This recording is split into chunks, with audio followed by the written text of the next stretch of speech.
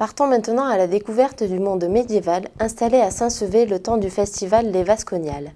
En plus des nombreux spectacles, des artisans et des métiers moyenâgeux étaient à découvrir. Regardez. Nouvelle édition des Vasconiales à Saint-Sevé, la ville nous ramène à la vie moyenâgeuse avec notamment des artisans d'autrefois. Afin de produire des robes et des gambisons, la fileuse avait alors un rôle important. Les vêtements étaient tissés la plupart du temps en chanvre, mais en lin également. Le chanvre c'est plus grossier, c'est plus difficile à travailler. Le lin c'est un peu plus fin, mais ça se travaille de la même façon. Pour récupérer la fibre du lin, qui se trouve tout autour de la tige, puisqu'à l'intérieur on a une moelle, tout est collé.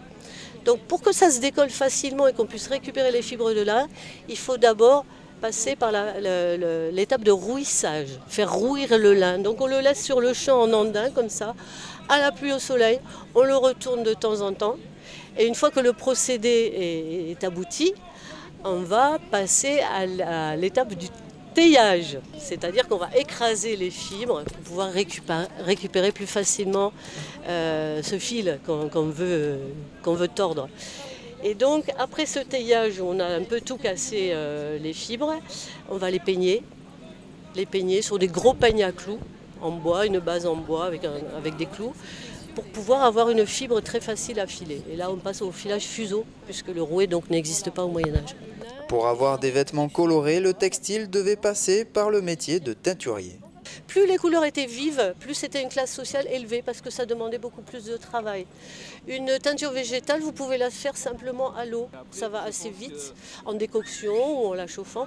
Par contre, si vous voulez avoir des couleurs plus vives, il faut procéder à un mordançage, c'est-à-dire préparer les fibres, ouvrir les fibres pour que la teinture tienne mieux, les fixer, faire plusieurs bains. Donc effectivement, ça prend plus de temps. Donc c'était réservé à des classes plus élevées. Un autre métier dont il fallait faire preuve de rigueur et de patience, le vitrailliste.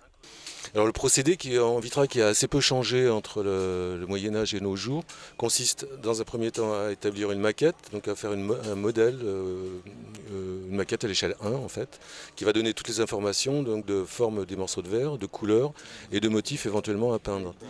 Une fois que cette maquette est faite, on va découper les morceaux de verre.